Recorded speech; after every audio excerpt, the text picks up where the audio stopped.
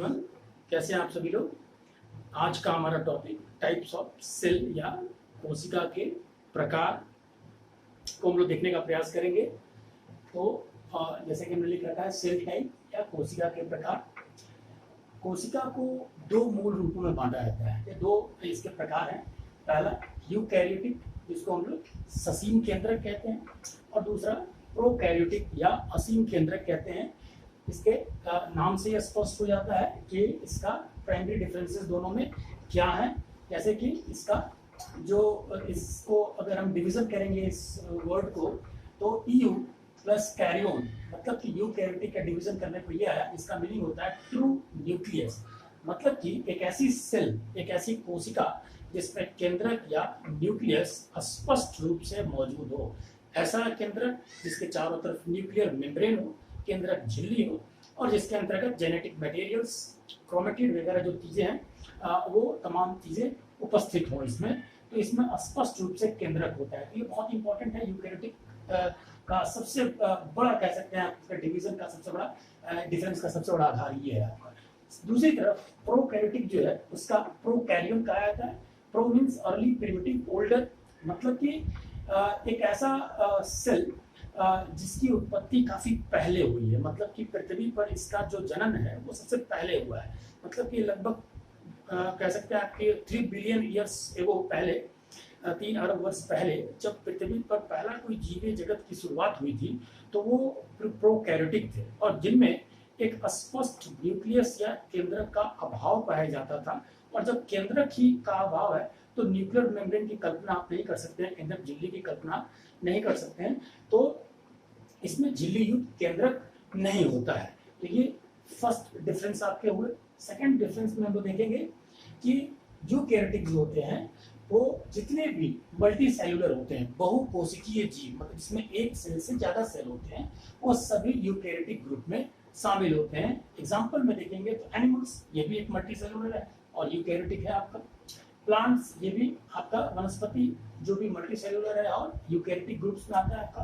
Fungi, जिसको हम लोग कवक कहते हैं, इसके मैक्सिमम जो होते हैं वो मल्टी सेलुलर होते हैं, बहुकोशिकीय होते हैं। इधर कदा कुछ अपवाद हैं जिनको हम जो यूनिसेलुलर होते हैं, एक कोशिकीय होते हैं, जिसमें एक ही कोशिका होती है, परंतु ये वे यूकैरियोटिक सेल में आते हैं क्योंकि उनमें स्पष्ट केंद्रक या न्यूक्लियस पाई जाती है। जिसका एग्जाम्पल है यीस्ट, यानी कि ये एक ईस्ट जो है, ईस्ट फंगस जो है वो यूनिसेलुलर होते हुए भी ये यूकैरियोटिक है। और ईस्ट का अगर हम लोग बात करेंगे तो इसके बहुत सारे यूजेस हैं, जैसे कि फर्मेंटेशन में, किण्वन में इसकी बहुत बड़ी भूमिका होती है। जैसे कि आप कह सकते हैं कि वाइन इंडस्ट्रीज में, जब बीवरेज इंडस्ट्री या वाइन इंडस्ट्रीज में इसका उपयोग होता है, इथेनॉल के प्रोडक्शन में इसका इस्तेमाल होता है। जैसे कि आप कह सकते हैं कि जब शुगर केन के माध्यम से गन्ना या कॉर्न, मकई या फूड ग्रेन्स, अनाजों के माध्यम से जो इथेनॉल का प्रोडक्शन किया जाता है, जिसको पेट्रोल डीजल वगैरह में मिलाकर एक जो है बायोफ्यूल का के रूप में इसको कन्वर्ट करने की कोशिश की जाती है, या फिर कह सकते हैं कि उनके कंजप्शन को उसके कम की जाती है। तो इसमें इथेनॉल प्रोडक्शन में भी ईस्ट की बहुत बड़ी भूमिका है। बेकिंग इंडस्ट्रीज में ईस्ट की बहुत बड़ी भूमिका होती है। इसके अलावा कुछ न्यूट्रिएंट सप्लीमेंट्स जो होते हैं वो भी ईस्ट की मदद से बनते हैं। तो इसका अपने आप में बहुत बड़ा उपयोग है, परंतु यहाँ पर बात करेंगे तो ये यूनिसेलुलर और यूकैरियोटिक में आती है आपकी, या सिंगल सेल्ड यूकैरियोटिक होती है। और अगला जो है यूकैरियोटिक ग्रुप में वो है शैवाल या एल्गी। एल्गी जो होता है वो प्लांट्स की बात ही, इसमें फोटोसिंथेसिस या प्रकाश संश्लेषण करने की क्षमता होती है, बिकॉज इसमें क्लोरोफिल नामक एक पिगमेंट या वर्णक पाया जाता है, और जो खुद से अपना भोजन बना सकता है। मगर परंतु सारे के सारे शैवाल के जो टाइप्स हैं वो सभी यूकैरियोटिक में नहीं आते हैं। जिसमें यूकैरियोटिक में आपके एल्गी के टाइप्स में रेड एंड ब्राउन एल्गी को ही शामिल किया जाता है। लाल एवं भूरे शैवाल जो होते हैं वो यूकैरियोटिक ग्रुप में आते हैं। इनका भी अपने आप में बहुत बड़ा उपयोग है। रेड, अगर हम एल्गी की बात करेंगे तो ये आप कह सकते हैं कि जो फ्रेश वाटर में भी पाए जाते हैं और मैरीन या सैलाइन वाटर में भी पाए जाते हैं, जिसका इस्तेमाल एक्वेटिक वर्ल्ड में जो भी जीव हैं वो भोजन के रूप में इसको लेती हैं। कुछ ऐसे रेड एल्गी पाए जाते हैं जिसको ह्यूमंस भी क्या है उसको कंज्यूम करता है, उसको खाता है, उसके फूड में वो शामिल होता है। इसके अलावा नाइट्रोजन फिक्सेशन में इसकी बहुत बड़ी भूमिका होती है, नाइट्रोजन के स्थिरीकरण में इसकी भूमिका होती है। और बात करेंगे तो ये बायो फर्टिलाइजर के रूप में भी रेड एल्गी का इस्तेमाल होता है। ब्राउन एल्गी भी कुछ उसी प्रकार से आपका कह सकते हैं कि ये एक्वेटिक वर्ल्ड में ये भी एक फूड के रूप में यूज होता है। इसके साथ साथ बहुत सारी दवाइयाँ इससे बनती है, जो कैंसर, हार्ट डिजीज, इन सब चीज़ों में इस एल्गी के माध्यम से इसको मेडिसिन में इसको यूज किया जाता है। इन सब की चर्चा जो है वो हम लोग अलग से सेगमेंट नाली में करेंगे। और कुछ जो चीज़ें हैं, जैसे न्यूक्लियस के विषय आपको बताया, तो ये डिस्क्रिप्शन बॉक्स में आपको मिल जाएगा, जिसमें आप और बेहतर तरीके से समझ सकते हैं। इसके अलावा प्रोटोजोआ भी आपका यूकैरियोटिक सेल है, परंतु ये यूकैरियोटिक तो है परंतु यूनिसेलुलर होता है, एक कोशिकीय होता है। जैसे कि कुछ एग्जांपल्स हमने प्रोटोजोआ के डाले हैं, amoeba, E coli, Plasmodium, Euglena, ये सभी जो है वो प्रोटोजोआ ग्रुप के आते हैं, मेंबर हैं, और इनमें ये विशेषताएं पाई जाती है। तो हमने क्या देखा इसमें कि सभी मल्टी सेलुलर यूकैरियोटिक होते हैं, परंतु कुछ यूनिसेलुलर भी यूकैरियोटिक ग्रुप में आते हैं, जिनमें एक स्पष्ट केंद्रक पाया जाता है। दूसरी तरफ अगर हम यहाँ देखेंगे प्रोकैरियोटिक में, तो प्रोकैरियोटिक में यूनिसेलुलर ही आपके आते हैं, इसमें मल्टी सेलुलर बहुकोशिकीय जीव प्रोकैरियोटिक में शामिल नहीं होते हैं। और इसमें जो यूनिसेलुलर जो होते हैं, इसमें कौन कौन सी चीजें आती हैं, तो इसमें बैक्टीरिया को शामिल किया जाता है और आर्किया को शामिल किया जाता है। पहले बैक्टीरिया और आर्किया को लगभग एक ही ग्रुप में रखा जाता था, परंतु कुछ डिफरेंसेस होती है, जिसके कारण इसको अलग अलग डोमेन में रखा गया है। ये डोमेन क्या होता है, ये भी आपको डिस्क्रिप्शन बॉक्स में, जिसमें हमने सिस्टमैटिक्स एंड टेक्सोनॉमी चैप्टर में बताया है कि इसको एक अलग डोमेन में, ये एक डोमेन, ये अलग डोमेन में है और ये अलग डोमेन में इसको शामिल किया गया है आपका। ये प्रोकैरियोटिक होते हैं, जितने बैक्टीरिया होते हैं, चाहे आर्किया ग्रुप के होते हैं आपका। और दूसरा जो ब्लू ग्रीन एल्गी, ये ब्लू ग्रीन एल्गी की बात करेंगे तो ये एल्गी का एक प्रकार है, और इसमें इसे हम साइनोबैक्टीरिया के नाम से भी जानते हैं आपका। नील हरित शैवाल इसको कहते हैं, और ये भी एक प्रोकैरियोटिक में शामिल होता है। इसका भी बहुत सारा इंपॉर्टेंस है, चाहे नाइट्रोजन फिक्सेशन में हो। ये जो शैवाल की यहाँ जो हमें इंपॉर्टेंस देखे, लगभग बहुत सारी इंपॉर्टेंस जो है, उनकी भूमिका जो होती है वो इनकी as it is blue green algae की भी वैसे ही कुछ होती है। तो इसका हम लोग विस्तृत करते हैं एल्गी वाले सेगमेंट में करेंगे। यहाँ हम देखेंगे कि ये ब्लू ग्रीन एल्गी को प्रोकैरियोटिक सेल के अंतर्गत शामिल किया जाता है। अगला सेल वॉल या कोशिका भित्ति, ये इसे भी आप डिस्क्रिप्शन बॉक्स में देख सकते हैं, कोशिका भित्ति वाले सेगमेंट में, वीडियोस में आपको ये कोशिका भित्ति शॉर्ट में आपको मैं बता दूं कि खासकर प्लांट्स में, एल्गी में और फंजाई में, ऐसे में जो सेल वॉल होता है वो सेल मेम्ब्रेन के बाहर एक आउटर मेम्ब्रेन होता है, बाह्य आवरण होता है, जिसको हम लोग सेल वॉल कहते हैं। ये एक नॉन लिविंग ऑर्गेनिज्म के रूप में होता है ये सेल वॉल। तो ये सेल वॉल जो है, ये अब हम लोग देखते हैं कि यूकैरियोटिक में जितने भी हमने टाइप्स बताए हैं, इस टाइप्स में सेल वॉल की कंडीशन क्या होती है आपकी, तो ये सब चीज़ हम लोग पहले पढ़ चुके हैं। एनिमल्स में सेल वॉल नहीं होती है, क्योंकि इसमें केवल सेल मेम्ब्रेन या कोशिका झिल्ली होती है, कोशिका भित्ति नहीं होती है। प्लांट्स में सेल वॉल होती है, सेल मेम्ब्रेन भी होती है, आपके सेल मेम्ब्रेन का आउटर लेयर ही सेल वॉल कहलाता है आपका। तो ये सेल वॉल जो प्लांट्स में होती है वो बनी होती है सेल्यूलोज का, और ये सेल्यूलोज जो होता है वो एक प्रकार का कार्बोहाइड्रेट है, पॉलीसेक्राइड होता है आपका। इसकी भी विस्तृत अध्ययन कर सकते हैं, डिस्क्रिप्शन बॉक्स में इसको मैंने लिख दे दिया। और जो फंजाई होती है, इसमें भी सेल वॉल उपस्थित होते हैं, और इसमें भी फंजाई भी की जो सेल वॉल होती है वो भी पॉलीसेक्राइड की ही बनी होती है, परंतु उसमें ग्लूकोज का जो सीक्वेंस होता है वो अलग होता है, जिसके कारण इसको हम लोग दूसरे नाम से जानते हैं, इसको कहते हैं हम लोग काइटिन। मतलब कि ये दोनों प्लांट्स हो चाहे एल्गी हो, प्लांट्स और एल्गी सेलुलोज की, चाहे फंगाई काइटिन की, ये सभी कार्बोहाइड्रेट से ही बनती हैं, जिसको अलग अलग ग्लूकोज के जो आप कह सकते हैं कि उसमें मात्रा के हिसाब से, उनका कॉन्फ़िगरेशन के आधार पर इनको अलग अलग नाम से जाना जाता है। तो ये कोशिका भित्ति के संदर्भ में देख ली। अब अगर हम लोग आते हैं प्रोकैरियोटिक में, तो इसमें क्या स्थिति होती है सेल वॉल की, तो बैक्टीरिया जो होती है, ये बैक्टीरिया का जो सेल वॉल होता है, ये इसको हम लोग कहते हैं पेप्टिडोग्लियाकन। ये पेप्टिडोग्लियाकन जो है, ये भी एक कार्बोहाइड्रेट का एक फॉर्म है या पॉलीसेक्राइड का फॉर्म है। तो ये इस चीज का बना होता है आपका। और जो आर्किया होता है, ये भी आपको पेप्टिडोग्लियाकन होता है, परंतु इसको हम लोग कहते हैं स्यूडो पेप्टिडोग्लियाकन। तो ये दोनों अलग अलग टाइप्स के सेल वॉल होते हैं, मगर सब में एक कॉमन विशेषता होती है ये सभी एक कार्बोहाइड्रेट के बने होते हैं आपके। तो ये प्रोकैरियोटिक में ये कंडीशन है। दूसरा जो अगला जो इसमें डिफरेंसेस हैं वो साइज को लेकर, आकार को लेकर है। तो अगर हम लोग देखें तो जनरली जो यूकैरियोटिक होते हैं आपका वो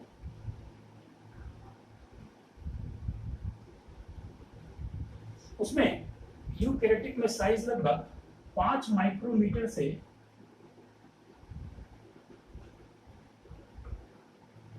100 माइक्रोमीटर के बीच में, औसतन इसके बीच में ही सभी सेल की साइज होती है आपका यूकैरियोटिक में आपका। अब अगर हम बात करेंगे ह्यूमंस की, तो इसकी भी चर्चा हमने पहले वीडियो में कर रखा है। तो ह्यूमंस की बात करेंगे तो ह्यूमन में सबसे बड़ी जो सेल होती है वो ओवम की होती है, जिसको अंडाणु कहते हैं, उसकी सेल सबसे बड़ी होती है। और जबकि सबसे छोटी सेल जो ह्यूमंस में पाई जाती है वो स्पर्म सेल होती है। और उसके बाद रेड ब्लड सेल का जो सेल होता है वो स्पर्म से थोड़ी बड़ी होती है, मतलब कि सबसे छोटी स्पर्म और सबसे बड़ी जो होती है वो ओवम सेल होता है। तो ये साइज यूकैरियोटिक का लगभग इसके बीच में होता है, मतलब ये औसतन है, इससे ज्यादा भी हो सकती है, इससे कम भी हो सकती है, परंतु जनरली इसी के बीच में सेल का साइज होता है। अब अगर हम लोग प्रोकैरियोटिक की बात करेंगे तो प्रोकैरियोटिक में जो साइज होता है वो लगभग 1 माइक्रोमीटर से 5 माइक्रोमीटर के बीच में आपका ये पाया जाता है। और इससे कम भी हो सकती है, उससे थोड़ी बहुत ज्यादा भी हो सकती है कहीं कहीं। जैसे कि इसको भी हमने पहले एक वीडियो में बताया कि माइकोप्लाज्मा या माइकोप्लाज्म नाम का एक बैक्टीरिया होता है जो कि सबसे छोटी सेल होती है आपकी, और वो प्रोकैरियोटिक ग्रुप का ही मेंबर है, क्योंकि बैक्टीरिया ऑलरेडी प्रोकैरियोटिक में। अगले अंतर में हम लोग देखते हैं कि यूकैरियोटिक में ऑर्गेनेल्स आर फाउंड, मतलब कि कोशिकांग इसमें पाए जाते हैं।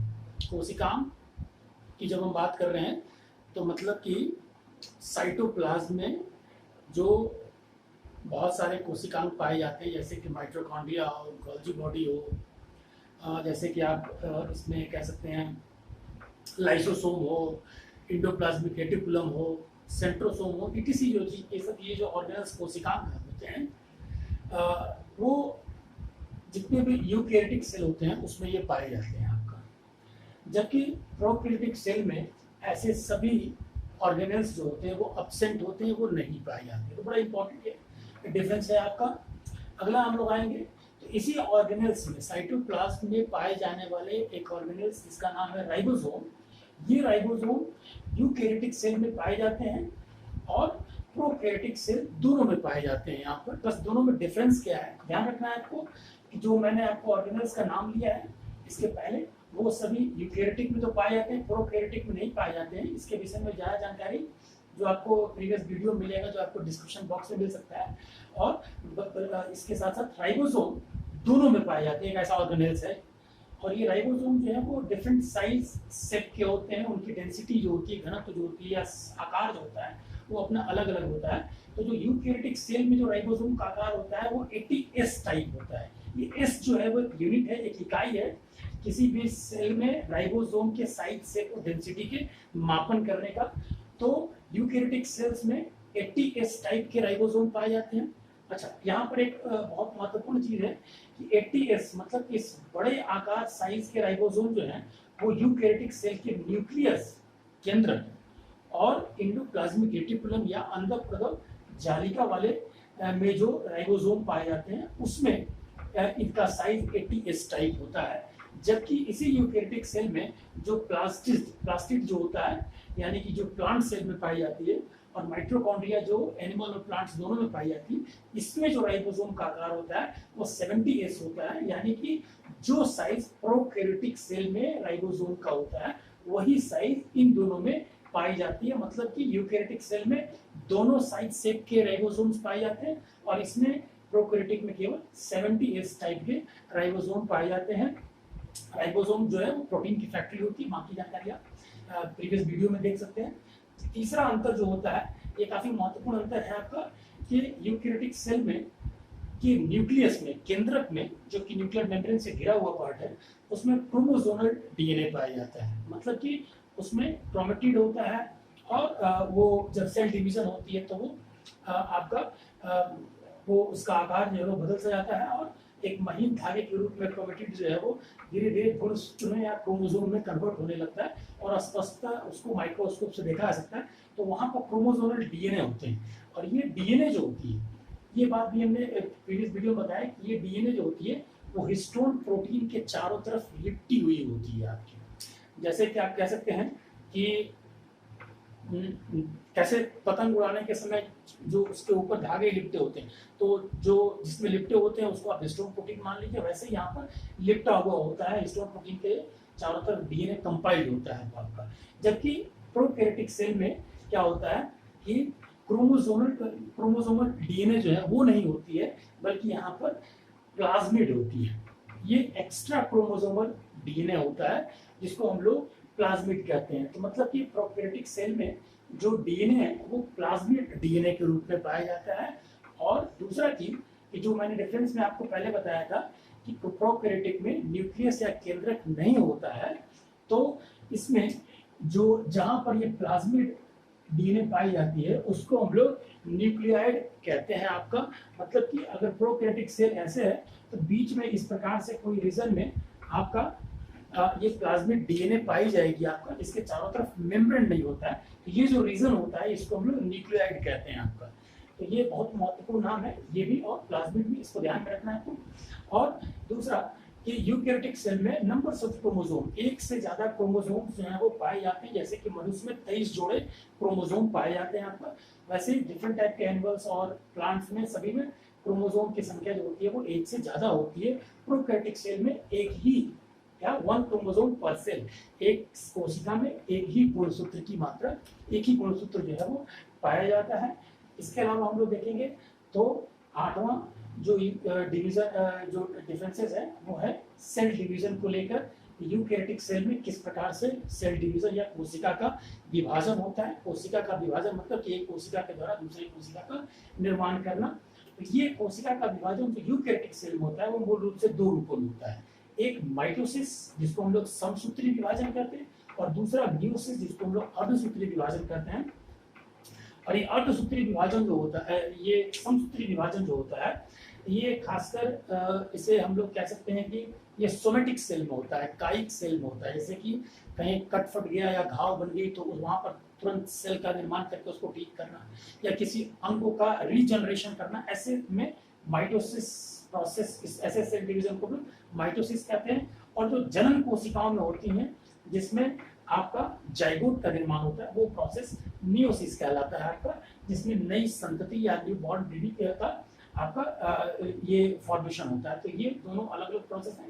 तो एनिमल्स और प्लांट्स दोनों में ये चीजें होती हैं, माइटोसिस और मियोसिस की प्रोसेस। साथ साथ अगर हम फंजाई की बात करेंगे तो फंजाई यूकैरियोटिक में आता है, परंतु उसमें 3 प्रकार के सेल डिवीजन पाए जाते हैं। जैसे कि अगर हम फंजाई की बात करें तो ये फंजाई या कवक में 3 प्रकार में एक होता है, इसको हम लोग कहते हैं वेजिटेटिव रिप्रोडक्शन, इसको आप हिंदी में कह सकते हैं वर्धी जनन। एक असेक्सुअल या अलैंगिक, और तीसरा सेक्सुअल यानी कि लैंगिक जनन। तो ये लैंगिक जनन का एक पार्ट है, ये लैंगिक जनन। तो फंजाई में ये तीनों प्रकार के सेल डिवीजन पाए जाते हैं। उसी ढंग से अगर हम लोग देखेंगे तो एल्गी, वो भी यूकैरियोटिक में आता है। रेड एंड ब्राउन एल्गी की बात करेंगे तो उसमें भी जो रिप्रोडक्शन होता है, उसमें भी जो सेल डिवीजन होती है वो भी आपका असेक्सुअल या अलैंगिक जनन के रूप में होता है। तो देख रहे हैं कि यूकैरियोटिक में सभी में माइटोसिस और मियोसिस नहीं होती है, बल्कि इसमें भी असेक्सुअल रिप्रोडक्शन के तरीके से सेल का डिवीजन होता है। दूसरी तरफ प्रोकैरियोटिक सेल में बाइनरी फ्यूजन के माध्यम से या द्विखंडन के माध्यम से एक सेल का दूसरे सेल में कन्वर्ट होना, यानी कि डीएनए का सेल्फ रेप्लिकेशन होना, इस बाइनरी फ्यूजन के माध्यम से ही इसमें सेल का डिवीजन होता है, और इसे हम लोग अलैंगिक जनन में रखते हैं। तो ये कुछ मूलभूत दोनों के बीच में फंडामेंटल डिफरेंसेस हैं यूकैरियोटिक और प्रोकैरियोटिक सेल में। सेल डिवीजन की जहां तक बात है, ये सेल डिवीजन हम लोग नेक्स्ट वीडियो में इसको हम लोग बनाएंगे, और बाकी बहुत सारे इसमें जो चीजें हम लोग पढ़े हैं उसको प्रीवियस वीडियो में आपको मिल जाएगा, और ये सारी वीडियोस आपको डिस्क्रिप्शन बॉक्स में भी आप इसे देख सकते हैं। तो थैंक यू वेरी मच।